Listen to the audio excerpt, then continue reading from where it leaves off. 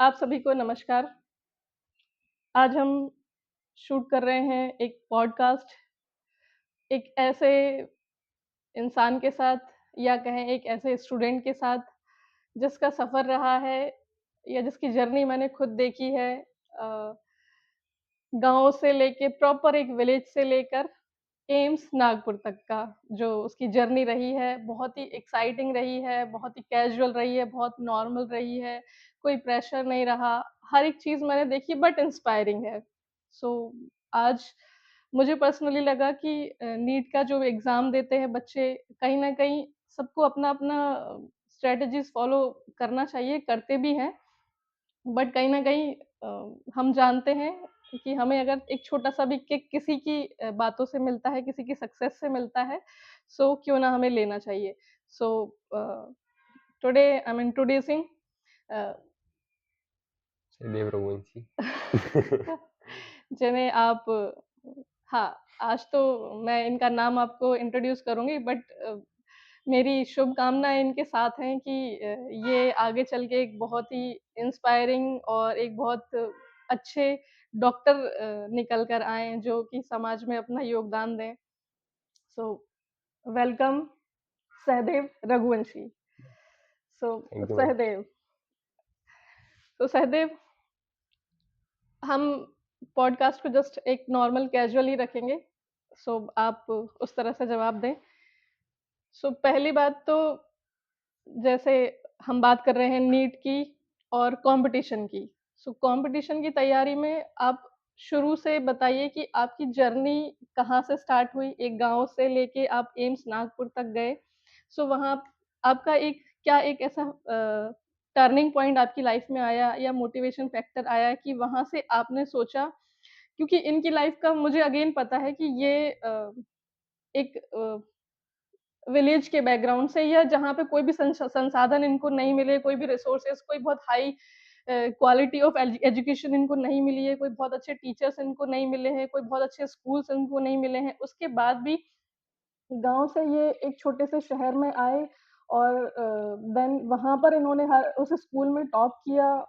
चाहे वो 10th हो, चाहे वो 12th हो, ये और इसका भाई जो कि अभी आईआईटी दिल्ली में है, सो दोनों भाई एक ग्रेट मोटिवेशन है आजकल की जनरेशन के लिए।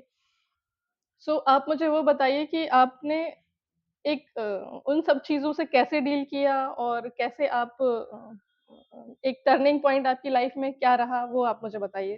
मेरी लाइफ का टर्निंग पॉइंट वही था जब लॉकडाउन लगा। जब मेरे भैया आईआईटी की प्रिपरेशन कर रहे थे और उन्हें 10th का एग्ज़ाम दे चुके थे। उनकी 10th में हुँ, 94 परसेंटाइल थी, जो एक हुँ, बहुत अच्छी परसेंटाइल है। बट वो फिर भी आईआईटी में स्ट्रगल कर रहे थे। अच्छा। जब मुझे रियलाइज़ हुआ कि परसेंट इतने मायने नहीं रखती, अपन परसेंट बना सकते हैं। बट मेन कॉम्पिटिटिव माइंडसेट वो मेंटेन करना पड़ता है। जब मुझे रियलाइज़ हुआ कि परसेंट मैटर नहीं करती, तो फिर मैंने कॉम्पिटिटिवली सोचा कि हम कॉम्पिटिटिव कैसे आगे हो सकते हैं और बच्चों से जो अपने साथ हैं। तो फिर मैंने हर चीज़ को कॉम्पिटिटिवली सोचा, और जो 9th जब मैं उस टाइम में 9th में था, तो 9th और 11th के चैप्टर लगभग सेम होते हैं। तो मैंने 11th से इंस्पायर होके 9th के चैप्टर पढ़े।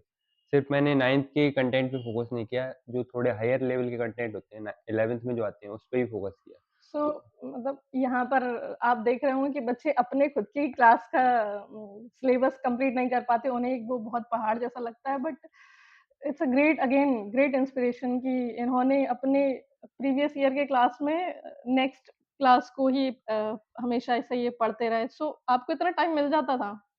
टाइम तो है, अगर किसी को पढ़ना हो तो बहुत टाइम है। एक दिन में 24 घंटे हैं, पढ़ भी से कितना भी पढ़ सकते हैं। और इंटरेस्ट की भी बात होती है। किसी को अगर इंटरेस्ट है, मुझे इंटरेस्ट था जेन्युइनली कि सिर्फ़ इतने कंटेंट में इंटरेस्ट नहीं है, और क्या पढ़ सकते हैं इसके बारे में। तो इंटरेस्ट मैटर करता है किसी भी सब्जेक्ट को अच्छे से पढ़ने के लिए। ओके।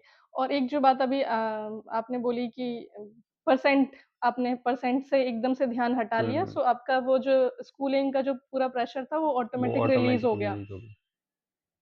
सो आजकल के जो भी पेरेंट्स हैं, वो परसेंटेज के पीछे भागते हैं कि बच्चों के परसेंटेज हाई होने चाहिए, तो उनको आप क्या बोलना चाहेंगे?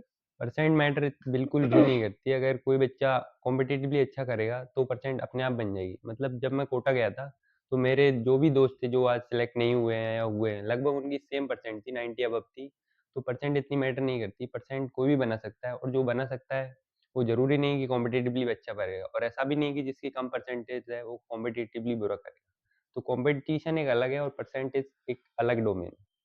ओके, सो आपने बेसिकली अपने माइंडसेट को एक तरह से एक कॉम्पिटिशन फेज़ कॉन्टिटी में ही रखा हमेशा से। हुँ। सो आपने फिर कैसे तैयारी करी? आपने किस तरह से उन चीज़ों को आप अपने स्कूल के साथ में कॉम्पिटिशन को आप लेके गए? 9th-10th में तो मैं घर पे था क्योंकि लॉकडाउन था। फिर पापा ने मुझे कोटा भेज दिया।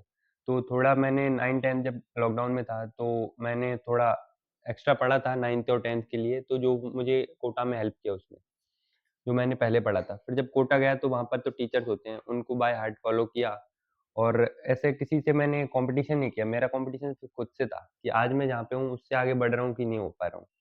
अगर मैं किसी और से कॉम्पिटिशन करता तो मेरा दिमाग मतलब ऐसा प्रेशर में आ जाता कि यार इससे ज़्यादा नंबर नहीं आ रहे या इससे कम आ रहे हैं, हाँ, ऐसा ना हाँ, हो। हाँ, हाँ। तो मैंने सिर्फ़ खुद से कॉम्पिटिशन किया कि आज जितने थे उससे ज़्यादा आ रहे हैं कि नहीं आ रहे।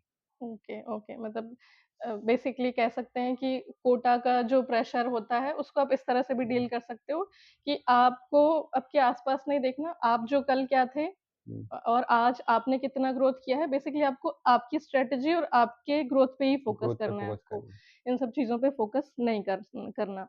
और जैसे बताया आपने आपका टर्निंग पॉइंट कोविड टाइम में कोविड टाइम आया में था। और क्या आपने सोच के रखा था हमेशा से कि आपको डॉक्टर बनना है? नहीं, ऐसा मैंने कुछ सोचा नहीं था। पहले तो मैं चाहता था कि मुझे आईआईटी में जाना है, बट फिर ऐसा इंसिडेंट हुआ मेरे जो एक कज़िन में रिलेटिव हैं, उनने 2020 बैच में है वो अभी, उनने 2020 में नीट निकाला था। तो जब से मुझे रियलाइज़ हुआ कि नीट और भी आसान हो सकता है आईआईटी से, तो मैंने नीट दिया और वो मेरे लिए ओके, आसान अच्छा नीट के एग्ज़ाम देने के लिए आपको कोचिंग की ही ज़रूरत है या आप सेल्फ स्टडी भी कर सकते हैं या दोनों?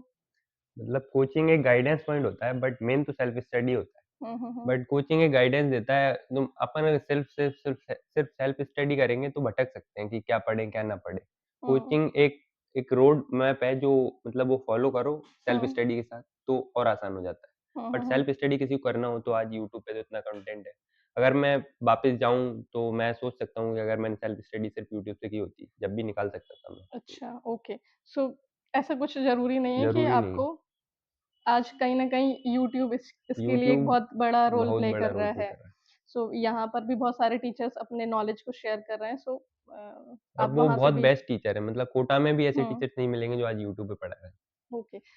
सो अगेन अगला मेरा क्वेश्चन है कि आप चीज़ों को याद कैसे रखते थे, मेमोराइज़ कैसे करते थे कि मेरे को इस चीज़ पे फ़ोकस करना है, इस पे नहीं करना है? बिना कोई प्रेशर लिए आप कैसे इन चीज़ों को याद रखते थे? याद रखने का तो एक सिंपल सा सॉल्यूशन है, जितना ज़्यादा रिवाइज़ करोगे उतना ज़्यादा याद होगा। मतलब पहले एक revision, multiple revision time multiple revision. Revision, एक हुँ, हमारी एनसीईआरटी होती थी जिसमें मेन पॉइंट्स रहते थे, फिर कोचिंग हुँ। वाले मॉड्यूल लेते थे जिसमें एक्स्ट्रा भी होते थे। हुँ, तो हुँ, हुँ। मेरी क्या स्ट्रैटेजी थी, अगर मैं मॉड्यूल याद रख सकता हूँ, तो मेरे लिए एनसीईआरटी तो याद रखना और भी आसान हो जाएगा। तो मैंने लगभग पूरे 11th सिर्फ मॉड्यूल ही मॉड्यूल पढ़े थे और हर एक चैप्टर को लगभग मैंने 10 से 15 बार पढ़ लिया था मॉड्यूल से। देख रहे हैं आपकी तो मतलब मतलब मुझे फिर ऐसा लगता था जब मैंने एनसीईआरटी पे आया तो मुझे लगने लगा कि ये तो सब नॉर्मल है। ये हुँ, तो मैंने हुँ, हुँ। पहले भी इतनी बार हुँ, पढ़ा हुआ हुँ। है। ये तो हुँ। जो मुझे और भी फैक्ट्स याद हैं जब मैं एनसीईआरटी पढ़ता था तो मुझे एक्सप्लेनेशंस याद आती थी जो मॉड्यूल में दे रहे थे। तो हुँ, मेरे हुँ, लिए हुँ। फैक्ट्स याद करना आसान हो। हुँ, हुँ, हुँ, हुँ। तो रिवीजन एक मेन स्ट्रैटेजी है, मतलब मैं पहले पढ़ता था, मुझे लगता था कि यार ये तो मैं भूल गया हूँ। मैं फिर से पढ़ता था, फिर याद आ जाता था। तो मतलब टेस्ट होते थे ना, उनसे हुँ। मेरा रिवीजन होता रहता था। कोचिंग वाले गाइडेंस देते हैं, उनने हर बार जो पुराने चैप्टर कंप्लीट हो जाते थे, वो नए टेस्ट में देते थे। तो रिवीजन करना पड़ता था उनका, अगर अच्छे नंबर हुँ, लाने हो हुँ, तो। हुँ, हुँ, हुँ। तो मेरा लगभग हर चैप्टर का 11th में 10 से 15 बार रिवीजन हो चुका था। तो फिर मुझे 12th में जब मैं गया, तो 11th के चैप्टर लगभग सारे याद थे, क्योंकि मैंने बहुत बार रिवीजन किया था। हुँ, तो हुँ, जितनी हुँ। बार ज़्यादा रिवीजन करेंगे, उतना ज़्यादा याद रखने अपन रख सकते हैं चीज़ें। सो बेसिकली नीट की तैयारी करने के लिए आपको कुछ नहीं, आपको 10th, 11th, 12th 3 क्लासेस को बहुत दिल से, दिल से बहुत अच्छे से और मल्टीपल टाइम रिवीजन देकर और आपको आगे इंटरेस्ट से बढ़ना है। पढ़ना है थोड़ा। मुझे क्या था, इंटरेस्ट था, बायोलॉजी में इंटरेस्ट था, मुझे फिज़िक्स में तो और भी ज़्यादा इंटरेस्ट था। फिज़िक्स तो मेरे लिए इसलिए आसान थी क्योंकि मुझे इंटरेस्ट था। हुँ, हुँ, अगर हुँ, हुँ। सब्जेक्ट्स में इंटरेस्ट लेंगे तो हुँ। आसान हो जाती है। हुँ, हुँ, सब हुँ। बर्डन की तरह नहीं लेना है स्टडी को कि यार ये क्वेश्चन आ सकता है, ये आ सकता है। ऐसे हुँ। इंटरेस्टिंगली पढ़ना है कि ओह! ऐसा भी होता है, ऐसा भी होता है, फिज़िक्स में ऐसा भी हो रहा है। जो काइनेमैटिक्स थी मुझे और ज़्यादा इंटरेस्टिंग लगती थी क्योंकि वो कार्स से रिलेटेड थी थोड़ी। ओके। सो बेसिकली इंटरेस्ट बहुत ज़्यादा ज़रूरी है बच्चों को, मतलब प्रेशर आपको फ़ील नहीं करना है, ना ही अपने पेरेंट्स का, ना अपने साथ वाले स्टूडेंट्स का और और ना ही पेरेंट्स आगे को भी ये बात कॉम्पिटिशन का। ध्यान देनी चाहिए कि प्रेशर ना डालें। मेरे पेरेंट्स ने मुझ पे कभी भी प्रेशर कभी नहीं डाला। प्रेशर नहीं डाला। सो पेरेंट्स से ये रिक्वेस्ट है और ये एक एग्ज़ाम्पल भी है यहाँ पर कि पेरेंट्स बिल्कुल भी किसी भी तरह का प्रेशर ना बनाएँ, क्योंकि अभी हमने एक मैटर देखा था कि उसके 99.9 परसेंटाइल थे हुँ, एक बच्चे के, और वो सिलेक्ट भी हो गया था, but he commit suicide and said कि मुझे डॉक्टर नहीं बनना हुँ, था। सो ऐसा नहीं है कि वो टोटली काबिल भी है, हाँ। सब कुछ परसेंटेज भी बहुत उसके अच्छे आ रहे हैं, बट उसके बाद भी उसके अगर ड्रीम्स कुछ और हैं, सो और वो फॉलो करे पेरेंट्स वो। को देखना चाहिए कि बच्चों के क्या ड्रीम्स है, वो उनको फॉलो करने देना चाहिए। एग्ज़ैक्टली। सो ये इस चीज़ के पीछे आपके पेरेंट्स का बहुत बड़ा रोल रहा है। पेरेंट्स का क्या रोल होता है पेरेंट्स हमेशा? सपोर्ट देते हैं। मेरा सपोर्ट मेरी मम्मी से आता था। मम्मी मुझे रोज़ 2 बार कॉल करती थी, सुबह उठ के और शाम को सोने से पहले। और वो रोज़ कॉल में मम वो क्या बोलती थी आपको? मेरी मम्मी यही पूछती थी, बेटा खाना खाया ये? या कभी ऐसा पढ़ाई के बारे में उन्होंने स्ट्रेस नहीं दिया। कभी मुझे ऐसा जब मैं टेस्ट दे के आता था या मेरे कभी कम नंबर आए हों या मैंने जितना एक्सपेक्ट किया हो उससे कम आ गए हों, तो मम्मी बोलती थी कि बेटा कुछ नहीं होता, अगली बार आ जाएँगे या तूने मेहनत तो की है ना, नहीं मैटर करता है, नंबर आए ना आए, वो सेकेंडरी चीज़। ओके, सो आप कुछ भी कर रहे हो, पेरेंट्स आपको सपोर्ट करना चाहिए सपोर्ट पेरेंट्स। कर रहे हैं, आपको एक पुश कर रहे हैं, या कोई बात नहीं, ऐसा हो गया तो कोई दिक्कत नहीं है ना? तो किसी तरह का कोई प्रेशर फ़ील नहीं है। सो अगेन अगला मेरा क्वेश्चन ये है कि आज के टाइम में जबकि आप सोशल मीडिया से घिरे हुए हैं, वो कोई भी सोशल मीडिया साइट कह सकते हैं आप, इंटरनेट है, आप कुछ भी स्क्रॉल कर सकते हैं, रील्स की दुनिया है कि आप एक बार घुस गए तो आप बाहर निकलने वाले नहीं हैं। सो ये चीज़ आपने अपने लाइफ में किस हद तक फ़ॉलो करी या नहीं करी, या कैसे डील किया? ये मेरा सिंपल सा था कि सोशल मीडिया पे जाना ही नहीं। जब मैं 9th में था तो पापा ने पहली बार हमको स्मार्टफ़ोन दिलाया था जो मेरे भाई और मैं शेयर करते थे। उसपे सिर्फ़ पढ़ाई का कंटेंट आता था, तो हम दोनों ने टाइम बाँट रखा था कि इतने टाइम तक आप पढ़ना, इतने टाइम तक मैं पढ़ूँगा। तो अच्छा, लॉकडाउन में हमने एक ही मोबाइल से पढ़ा, फिर वो मेरे भैया ले लिए और जब मैं कोटा गया था जब मेरे पास मोबाइल था, बट उसमें मैंने 2 साल जब कोटा में था, एक भी बार रिचार्ज नहीं कराया। तो मेरे पास कभी इंटरनेट था ही नहीं। मेरे मम्मी का कॉल आता था, मैं खुद भी नहीं लगा सकता था मम्मी को कॉल, उनका ही आता रहता था। मेरे पास एक कोई इंटरनेट सोर्स नहीं था। मैं मतलब और आप सोचोगे कि फिर आपने डाउट कैसे क्लियर किए? तो डाउट कोचिंग में जो होते हैं, उन टीचर से क्लियर किए जा सकते हैं और बाकी मेन जो मॉड्यूल्स होते हैं, वो पढ़ता था मैं। मैंने कभी भी यूट्यूब पे कुछ नहीं देखा क्योंकि मुझे डर था कि अगर यूट्यूब चलाने के लिए मैं जाऊँगा, तो और भी डिस्ट्रैक्टिंग चीज़ें हैं जहाँ पे मैं हुँ, मेरा टाइम हुँ, वेस्ट हुँ। कर सकता हूँ। तो मैंने मतलब 2 साल में रिचार्ज ही आप नहीं कराया। चीज़ों को जैसे, ऐसा नहीं है कि आपके पास डिपेंडेंसी के लिए सिर्फ़ एक ही चीज़ है कि आप नहीं, आपको इंटरनेट चाहिए ही, चाहिए आपको थी। मोबाइल चाहिए ही, ऐसा नहीं है, आपका उसके बिना भी आपके काम चलते हैं। बट आज अगर किसी को यूट्यूब पे पढ़ना है, तो हुँ, उनको ज़्यादा उसकी ज़रूरत है सेल्फ कंट्रोल की कि वो भटक ना हुँ, जाए। हुँ, मेरे पास हुँ। तो सेल्फ कंट्रोल की कम ज़रूरत थी, मेरे पास रिचार्ज ही नहीं था, तो मैं चाहूँ तब भी नहीं चला सकता। बट फिर भी एक होता है, एक क्यूरियोसिटी होती है, एक मन में वो चीज़ आ ही जाती है कि नहीं, सभी लोग इंस्टाग्राम चला रहे हैं, फेसबुक सब लोग रन कर रहे हैं, व्हाट्सएप चला रहे हैं सब लोग, सो मैं भी उनके साथ कनेक्ट हूँ। ये कभी आपके माइंड में नहीं आया? आया था मैंने एक बार इंस्टाग्राम डाउनलोड किया भी था, फिर मैंने 1 घंटे के लिए चलाया उसको, जब मुझे रियलाइज़ हुआ कि मैंने 1 घंटा इसमें ऐसे ही वेस्ट कर दिया, जबकि मैं कुछ पढ़ सकता था। तो फिर मैंने उसके बाद एक भी बार इंस्टाग्राम डाउनलोड नहीं किया, जब वो मैंने 11th में ही किया था एक बार।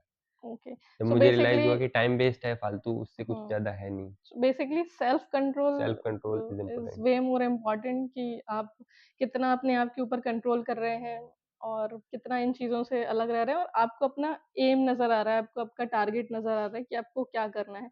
अच्छा, कभी आपने इन चीज़ों को एक प्रेशर की तरह लिया कि आपकी लाइफ में कि नहीं, मुझे नीट में इतनी रैंक लानी है। अच्छा, एम्स आपका टारगेट था, आपको आपके ऊपर हाँ। भरोसा था? मुझे मतलब इतना तो भरोसा था कि मेरा सिलेक्शन तो हो ही जाएगा किसी न किसी कॉलेज में। वो प्रैक्टिस से आता है क्योंकि मेरे नंबर आ रहे थे, मैं मेहनत भी कर रहा था। तो मुझे इतना तो मेरे ऊपर कॉन्फिडेंस था कि मेरा सिलेक्शन तो हो ही जाएगा। बट एम्स एम्स एक बड़ा टारगेट है, उसमें लक भी मैटर करता है कि जो उस टाइम पे जो क्वेश्चन आने वाले हैं, वो मुझसे कितने अच्छे से सॉल्व हो पाएँगे, उस पे ही डिपेंड करता है कि मुझे एम्स मिलेगा या नहीं मिलेगा। तो वो उस पे थोड़ा प्रेशर था कि एम्स दिल्ली मिलेगा या नहीं मिलेगा। या एम्स भी मिलेगा या नहीं मिलेगा, बाकी सिलेक्शन का तो मुझे मेरे ऊपर फुल कॉन्फिडेंस था। फिर मैं यही सोचता था कि एम्स नहीं भी मिला तो कुछ नहीं। मैंने कोट भी लिख रखा था कि वो कोट ये था कि मैं सिर्फ मेहनत करना चाहता हूँ कि मैं एम्स दिल्ली पा सकूँ। एम्स दिल्ली मिले या ना मिले ये मेरे अंडर कंट्रोल में नहीं है, बट मैं इतनी मेहनत कर सकूँ कि मैं खुद बोल सकूँ कि चलो एम्स दिल्ली की दिक्कत थी कि वो मुझे नहीं मिला। हुँ, मैंने तो हुँ, इतनी हुँ। मेहनत की थी हुँ, हुँ, हुँ, कि मैं हुँ। एम्स दिल्ली जा सकूँ। हुँ, हुँ, हुँ, हुँ, हुँ, हुँ, हुँ, हुँ। ओके, सो ऐसा भी ज़रूरी नहीं है कि आप फुल एलिजिबल हो उस चीज़ के लिए, आप पूरी मेहनत भी कर रहे हो। आपने एक टारगेट भी सेट कर रखा है कि मुझे ये कॉलेज लेना है, बट उसके बाद भी अगर वो आपको नहीं मिलता है, तो उस चीज़ से भी आपको डिमोटिवेट नहीं होना है, डिमोरलाइज़ नहीं होना है कि हाँ, मुझे पहले मतलब फर्स्ट प्रायोरिटी तो एम्स दिल्ली सबकी होती है। सेकंड हुँ, मेरी एम्स भोपाल थी क्योंकि मैं एमपी से हूँ, बट वो भी नहीं मिला तो एम्स तो मिल ही गया है। आज भी मैं एम्स नागपुर में हूँ, बट एम्स नागपुर में। हुँ, कॉलेज तो सभी अच्छे होते हैं।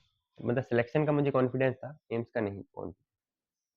सो बेसिकली एक अ, कंक्लूड अगर आपकी जर्नी को किया जाए, तो अगर आपकी स्कूलिंग भी बहुत अच्छे से नहीं हुई है, यानी कि आपको रिसोर्सेज़ बहुत अच्छे नहीं मिले हैं, बहुत अच्छे टीचर्स नहीं मिले हैं। आज पेरेंट्स का एक ही फ़ोकस होता है कि नहीं, जो बेस्ट स्कूल है, किसी भी सिटी का जो बेस्टेस्ट स्कूल है, जिसकी फ़ीस बहुत ज़्यादा है, भले ही उन्हें स्ट्रगल करके वो फ़ीस भरनी पड़े, पर उनका बच्चा वहाँ पे पढ़ना चाहिए। मानते हैं हल्का-फुल्का माहौल का मैटर करता है, बट जो है चीज़ें वो छोटे स्कूलों में भी वही पढ़ाई जा रही हैं, बड़े स्कूलों में भी वही पढ़ाई जा रही हैं। सो जो बचपन से ही जो प्रेशर डालना स्टार्ट हो जाता है बच्चों के ऊपर कि आप जितने बड़े स्कूल में जाएँगे, आप जितनी ज़्यादा फ़ीस पे करेंगे, वहाँ पे उतनी ही प्रेशर्स आपके ऊपर आएँगे, है ना? सो कंक्लूज़न यही है कि मल्टीपल टाइम रिवीज़न, एक टारगेट सेट कर लिया, डिमोटिवेट नहीं हुए, कंटिन्यू अपनी सक्सेस को एनालाइज़ कर रहे हैं, आप किसी और से डिस्ट्रैक्ट नहीं हो रहे हैं, ना आपके फ्रेंड सर्कल से, ना सोशल मीडिया से, ना किसी अदर चीज़ से, और आप अपनी जर्नी में कंटिन्यू बने हुए हैं। और मेन पॉइंट ये होता है कि सेल्फ स्टडी सबसे इम्पोर्टेंट है। कोई आपको सिर्फ गाइडेंस दे सकता है, हुँ, 90% सेल्फ स्टडी है उसमें, 10% किसी कोचिंग या यूट्यूब से अपन सीख सकते हैं, हुँ, हुँ, हुँ, 90% सेल्फ स्टडी है। सेल्फ मेरा स्टडी। टर्निंग पॉइंट भी लॉकडाउन में क्यों आया, क्योंकि मुझे पहली बार रियलाइज़ हुआ कि सब स्कूल या टीचर नहीं पढ़ा सकते, सेल्फ स्टडी भी बहुत इम्पोर्टेंट है। वहाँ से इंटरेस्ट भी डेवलप होता है जब अपन खुद किसी चीज़ को ऐसे पढ़ते हुए डिस्कवर करते हैं कि ओह! हुँ, ये हुँ, नई हुँ, चीज़ हुँ, पता चली, हुँ, उससे पढ़ने का इंटरेस्ट बढ़ता है। हुँ।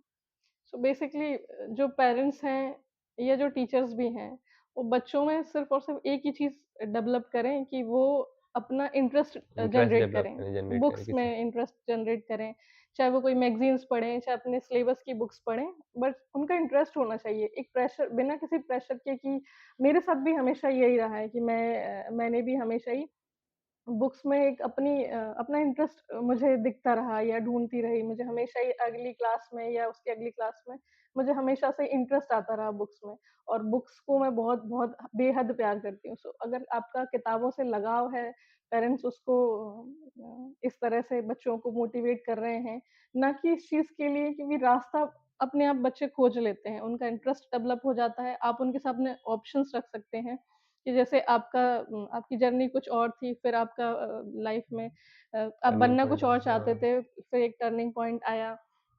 सो ऐसा भी कुछ नहीं है कि आप अपने सपनों को चेंज नहीं कर सकते, बस, या फिर कोई चीज़ इम्पॉसिबल है, आप चाहते तो आप आईआईटी भी क्रैक आईआईटी उसी कर तरीके से सकते। कर लेते। आज सो हमारे घर में इसी बात पे मतलब बहस होती रहती है। मेरा भाई जो अभी आईआईटी में है, वो बोलते हैं कि तू आईआईटी नहीं कर पाता, बट मैं बोलता हूँ कि मैं कर सकता था। अगर मैं चाहता तो आईआईटी भी कर सकता था। ये डिबेटेबल पॉइंट है। मुझे तो लगता है कि मैं कर सकता था। हाँ, सो मतलब आप देख रहे होंगे कि कोई भी चीज़ कितना ईज़ी है अगर आप ईज़ी उस है, चीज़ को मेहनत करना करते हैं। चाहें, अगर आप मेहनत करते हैं, मल्टीपल टाइम उस चीज़ में लगे रहते हैं, आप इंटरेस्ट शो करते हैं, बिना किसी प्रेशर के आप पढ़ाई करते हैं। सो अगर आप चाहते, तो आप आईआईटी भी क्लियर कर सकते थे, या आप कर सकते हैं, और आपने चाहा तो आपने नीट भी क्लियर कर लिया, सो आप भी कर सकते हैं। सो एम्स सबका एक ड्रीम रहता है। अ, अच्छा, अब बात करते हैं फाइनली आपके, जैसे कि आप अपनी सारी जर्नी क्रॉस करते हुए एक गाँव से आप पहुँच गए हैं एम्स नागपुर में। सो वहाँ पे आपको आज क्या फ़ील हो रहा है? किस तरह की पढ़ाई है? किस तरह का माहौल है? क्या लगता है कि वर्थ इट रहा? मतलब जैसा अभी आप यूट्यूब पे देखेंगे लोग ऐसा बोलते हैं कि अच्छा नहीं है, बट मुझे जितना अभी लगता गया है, हुँ, फर्स्ट ईयर तो बहुत ऐसा ईज़ी होता है, फन हुँ, माहौल होता है, तो अभी हुँ, तक तो को कॉलेज में मज़ा आ रहा है। अच्छा, पढ़ना भी पड़ता है जब कॉलेज को भी प्रेशर के रूप में ना लें बच्चे। ना लें हाँ। मतलब पढ़ना पड़ता है, ऐसा भी नहीं है कि बहुत ज़्यादा पढ़ना पड़ता है। एग्ज़ाम टाइम पे पढ़ना पड़ता है, सभी पढ़ते हैं वो तो। हुँ, हुँ, हुँ, हुँ। बट मेन तो फन है, कॉलेज फर्स्ट ईयर तो बहुत ज़्यादा फन है। अच्छा, सो आपको क्या लग रहा है कि सिलेबस जो है वो मज़ा आ रहा है पढ़ने में वहाँ का हाँ, और कॉलेज लाइफ? वही अगर किसी चीज़ में इंटरेस्ट लेते हैं तो आसान लगने लगती है। जैसे मुझे एनाट में इंटरेस्ट था, तो एनाट मेरे लिए सबसे ईज़ी थी क्योंकि इंटरेस्ट था उसमें। तो इंटरेस्ट इंटरेस्ट किसी भी चीज़ में डेवलप कर लें तो आसान लगने लगती है। इंटरेस्ट डेवलप करने के लिए क्या किया जाए? इंटरेस्ट डेवलप होता है अच्छी बुक्स पढ़ने से। जो अपन अगर कोई ऐसा छोटी बुक पढ़ेगा तो उसमें सिर्फ़ हुँ, फैक्ट्स लिखे होंगे, ये ऐसा होता है, ये हुँ। ऐसा होता है। बट जो मेन बुक होती है वो देखने से अपन को रेफरेंस लगती बुक्स हैं जिनको हम रेफरेंस बुक्स बोलते हैं। जिनको बोलते हैं, वो हुँ, देखने से बड़ी लगती हैं। हुँ, पर जब उनको पढ़ते हैं तो अपन हुँ, को पढ़ने के लिए मोटिवेट करती हैं कि हुँ, हुँ, हुँ, हुँ, उनमें लिखा होता है कि और क्यों पढ़ना चाहिए? हुँ, क्यों हुँ, ऐसा हो रहा है? क्यों हुँ, हुँ, ऐसा हो हुँ, रहा है? वो हुँ, प और सेल्फ स्टडी करने के लिए मोटिवेट करती हुँ। सो बड़ी-बड़ी, मोटी-मोटी बुक्स देख के है। डोंट जज a book by its cover. Distract नहीं होना है, यानी कि आप ये फ़ील नहीं करना है कि बाप रे! ये इतनी मोटी बुक है, कैसे पढ़ेंगे, इसके लिए काफ़ी टाइम देना पड़ेगा, बट वो कहीं न कहीं आप आपके पढ़ना लिए स्टार्ट बेस्ट है। करेंगे ना, तो वो बुक आपको खुद मोटिवेट करेगी हुँ, हुँ, और हुँ, पढ़ो उसमें हुँ, इतना अच्छा लिखा हुआ है। हुँ, हुँ, हुँ। सो वो मोटी बुक भी आपको छोटी लगने लग जाएगी जैसे एक। वो फर्स्ट जो कोई एमबीबीएस में जाएगा वो हुँ, रिलेट कर सकता है, जो ग्रेज़ एनाटॉमी है वो लोगों को बड़ी लगती है, हुँ, बीडीसी से बहुत बड़ी लगती है, विश्राम सिंह से बहुत बड़ी लगती है। हुँ, हुँ, हुँ। बट मैंने उसको पढ़ के देखा वो बहुत ईज़ी बुक है पढ़ने के लिए क्योंकि उसमें ऐसा एक्सप्लेन किया हुआ है, ऐसा मोटिवेट करती है कि अपन और अपनी बॉडी के बारे में जानें और एनाटॉमी पढ़ें। Very good, very nice. मतलब और आप अपनी एम्स में जो है, आपकी अभी से कुछ स्ट्रैटेजी है कि आपको आगे किसी चीज़ में स्पेशलाइज़ेशन करना है या अभी आप जस्ट आपकी अभी तो कॉलेज लाइफ़ को कॉलेज लाइफ़ एक्सप्लोर कर रहा फ़ॉलो कर हूँ रहे हैं? और अभी तो बहुत सब्जेक्ट हैं जो मैं सेकंड, पढ़ना थर्ड बाकी है, फेज़ अभी में पढ़ना है, शुरुआत है अभी एम्स शुरुआत की। है। बट ऑल ऑफ द जो बोलना चाहें कि अभी बहुत अच्छा चल रहा है अभी आपका तो एम्स जो है। सो अगर आप मेहनत करते हुए चलते हैं, सो उसका फल बहुत ही शानदार निकल कर आता है और बिना किसी प्रेशर के, बिना किसी टेंशन के ये चीज़ आप करते रहें। आप अपने जो गोल्स हैं, उसे आप पा ही लेंगे। सो फाइनली एक लास्ट क्वेश्चन हम रखते हैं कि अगर आप बच्चों को एक मैसेज देना चाहें कि अपने स्कूलिंग को 10th 12th को वो किस तरह से पढ़ें और अपने कॉम्पिटिशन को किस तरह से पढ़ें, कैसे स्ट्रैटेजाइज़ करें और दोनों को बैलेंस कैसे करें और ये सोशल मीडिया के टाइम में या प्रेशर के टाइम में रहते हुए सब चीज़ों को बैलेंस करते हुए कैसे अपनी स्ट्रैटेजी बनाएँ और कैसे आगे बढ़ें? सबसे पहली स्ट्रेटजी है किसी भी चीज़ को करने जाएँ, तो सबसे पहले खुद पे कॉन्फिडेंस होना चाहिए कि मैं ये कर सकता हूँ। फिर सेकंड स्टेप आती है कि सबसे ज़्यादा किसी भी एग्ज़ाम को क्रैक करने के लिए सेल्फ स्टडी ज़रूरी होती है। तो सेल्फ स्टडी करने के लिए आप रेडी रहना चाहिए कि ऐसा नहीं कि कोई आपको और आके पढ़ा जाएगा या ये कोचिंग अच्छी है, वो कोचिंग अच्छी है। कोचिंग सभी अच्छी है, जो भी पढ़ा रहा है सब ठीक पढ़ा रहा है। 90% इस पे डिपेंड करता है कि आप सेल्फ स्टडी करना जानते हैं या नहीं जानते या आप में रेडी हैं कि नहीं है कि ठीक है, इनने पढ़ा दिया, अब मैं खुद भी पढ़ सकता हूँ। और सोशल मीडिया पे तो मेन सेल्फ कंट्रोल वाली बात आ जाती है कि आपको सेल्फ कंट्रोल थोड़ा करना ही पड़ेगा अगर आप फ़ोन से पढ़ रहे हैं या अगर कोचिंग से पढ़ रहे हैं तो सिंपल है कि आप फ़ोन से दूर ही रहिए, फ़ोन घर पे दे दीजिए। जैसे मेरा अभी जो रूममेट है, वो मेरे साथ ही कोचिंग में पढ़ता था, तो वो ऐसा कीपैड वाला मोबाइल यूज़ किया उसने 2 साल कि वो ऐसा डिस्ट्रैक्ट ना हो जाए क्योंकि उसको डिस्ट्रैक्शन की प्रॉब्लम थी। तो कीपैड वाला मोबाइल यूज़ कर सकते हैं अगर कोई कोचिंग में है। और फिर अगर पढ़ लिया तो ऐसा भूल तो सभी जाते हैं, मेरे अंदर भी कोई ऐसा सुपर नेचुरल मेमोरी तो है नहीं।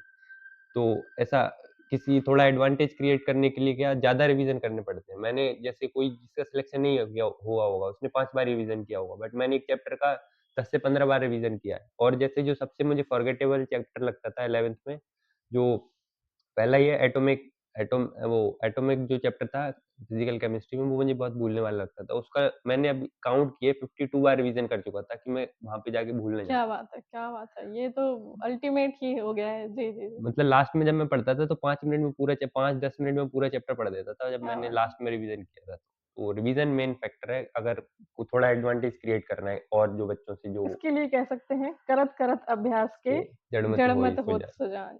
सो अगर आप बार-बार अभ्यास करते रहें तो एक जो रस्सी, हुँ, पतली सी जो रस्सी होती है वो पत्थर के ऊपर भी निशान बना निशान बना सकती है, सकते या एक जो पानी की जो बूँद लगातार अगर उस पत्थर पे गिरती रहे तो उसमें भी छेद कर सकती कर है। सकती है। सो ये कहीं न कहीं बहुत ही शानदार जर्नी रही सहदेव की। सो इसने मैंने पर्सनली फ़ील किया है, इसने कभी भी प्रेशर नहीं लिया, लाइफ़ को भी एन्जॉय किया है, चीज़ों से डिस्ट्रैक्ट भी नहीं रहा, कभी भी कह सकते हैं इसकी जो लाइफ़ है, वो बैलेंस्ड रही है। कभी भी इसने किसी भी चीज़ को एग्ज़ॉस्ट नहीं किया। और ऐसा सोशल मीडिया में जो लोग अभी टाइम पास करना चाहते हैं, वो ऐसा अच्छा भी नहीं है। मुझे अभी भी सोशल मीडिया पे इतना ज़्यादा एक्टिव नहीं रहता। मुझे अच्छा, अभी आज भी अब आउट आप सेलेक्ट होने के बाद आज आपने एम्स ले लिया है, देन उसके बाद भी आप सोशल मीडिया से उतना उतना नहीं मतलब मुझे अभी हाँ। भी आउटडोर अभी पहले मैंने कोई आउटडोर गेम नहीं खेला था। अभी मैं हुँ, हुँ, हुँ। रेगुलरली हर दिन लगभग बास्केटबॉल खेलने जाता हूँ। तो ऐसा अच्छा, और इंटरेस्ट मुझे ज़्यादा अच्छे लगते हैं ना कि मैं सोशल ओके। मीडिया सो पे अपना आज ज़्यादा भी टाइम अगर स्पेंड करूँ।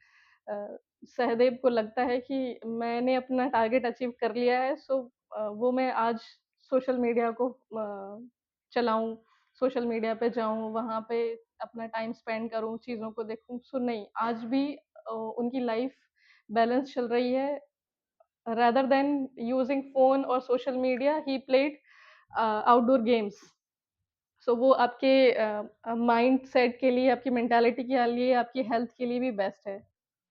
वो मुझे ज़्यादातर सोशल मीडिया टाइम वेस्ट ही लगता है और ऐसा कुछ है भी नहीं सोशल मीडिया पे। ज़्यादातर मैं कनेक्ट करने के लिए यूज़ करता हूँ कि जो कलीग्स हैं या जो मेरे रिलेटिव्स हैं, वो उनकी लाइफ़ में क्या चल रहा है, बस इतना ही। रील्स तो मैं जैसा कुछ ज़्यादा देखता नहीं हूँ। देखना भी नहीं चाहिए, रील्स पे फालतू कंटेंट है। बिल्कुल, एग्ज़ैक्टली मेरा भी यही मानना है कि ये सिर्फ़ चीज़ें आपके सोसाइटी में, समाज में मोबाइल फ़ोन आ जाने से या इंटरनेट ईज़िली अवेलेबल हो जाने के कारण ये चीज़ें समाज में बढ़ रही हैं और ये सिर्फ़ और सिर्फ़ जो फ्री लोग हैं, जो फ्री बैठे हुए हैं, जिनके पास कोई और काम नहीं है, जो लाइफ़ में बोर हो रहे हैं, वो कुछ और करना भी नहीं चाहते। सो ये चीज़ उनके लिए है बट जिनका लाइफ़ में कुछ गोल है, जिन्हें कुछ करना है, सो उन्हें सोशल मीडिया से हमेशा ही दूर रहना चाहिए। उन्हें एक वर्ड सर्च करना चाहिए जो हुँ। ऑक्सफोर्ड 2024 का डिक्शनरी ऑफ द ईयर भी बर्ड ऑफ द ईयर भी था ऑक्सफोर्ड डिक्शनरी का, हुँ, हुँ, ब्रेन हुँ। रॉट। जो अभी रील्स देखने से ब्रेन रॉट हो रहा है, उसके बारे में आपको सर्च करना चाहिए, जो 2024 का ब्रेन डॉट। Brain rot. उसके बारे में आप थोड़ा-सा बताइए? ब्रेन रॉट यही कि जब रील्स देखने से ये रील्स लगभग 15 सेकंड की होती है, उससे अपना अटेंशन स्पैन कम होता जा रहा है, बहुत कम होता जा रहा है। किसी चीज़ पे अपन फ़ोकस कम हो फ़ोकस रहा ही है, नहीं कर पा रहे हैं। फ़ोकस वो कम हो रहा है। पढ़ने के लिए सबसे ज़्यादा तो फ़ोकस ही ज़रूरी होता है। अगर हुँ, आप रील्स देखेंगे तो आपका हुँ। फ़ोकस वैसे ही डिक्लाइन होता जाएगा।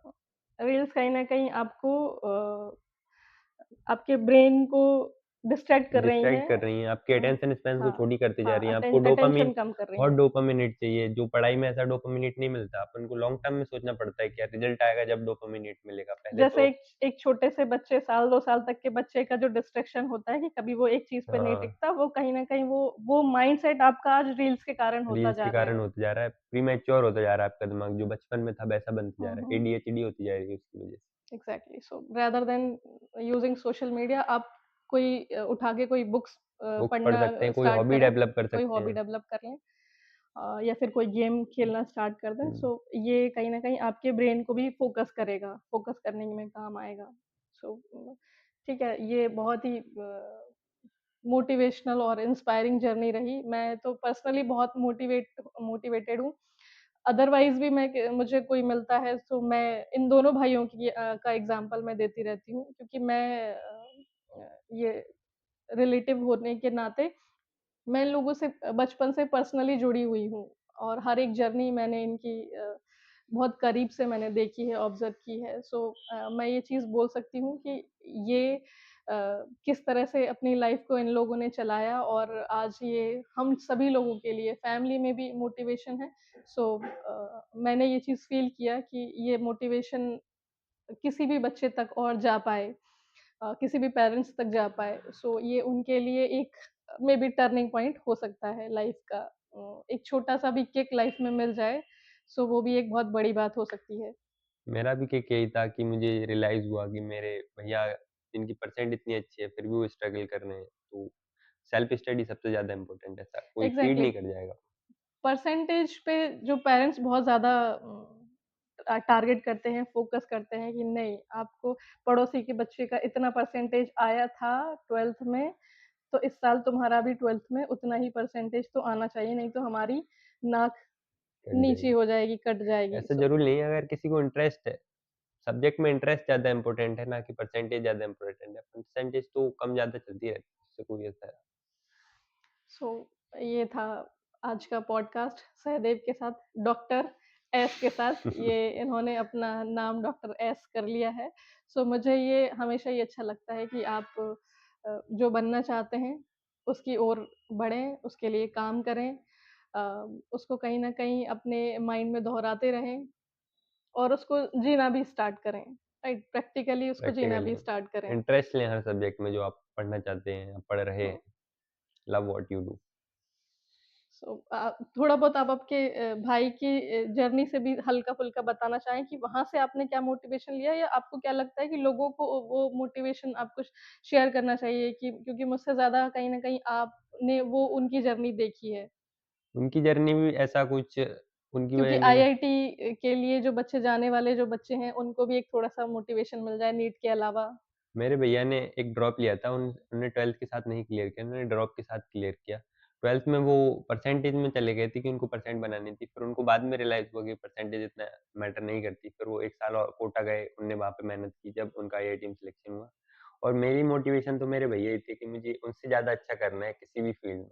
हमारा मतलब ऐसा भाई-भाई हम कॉम्पिटिशन होता ही है, उनकी जो भी परसेंट है किसी भी क्लास में, मेरी उनसे ज़्यादा ही परसेंटेज है और उनकी जो भी रैंक थी उनकी आईआईटी में, उससे ज़्यादा मेरी सो अभी कहीं रैंक न है। कहीं ये अगेन एक सीखने वाली चीज़ है कि आप किसी को देखकर आप सीख रहे हैं या उनकी चीज़ों से लेके को आप एज़ अ मोटिवेशन फैक्टर आप अपनी लाइफ़ में ले रहे हैं और देन आप काम कर रहे हैं कि उन्होंने ये किया, तो मुझे ये नहीं करना।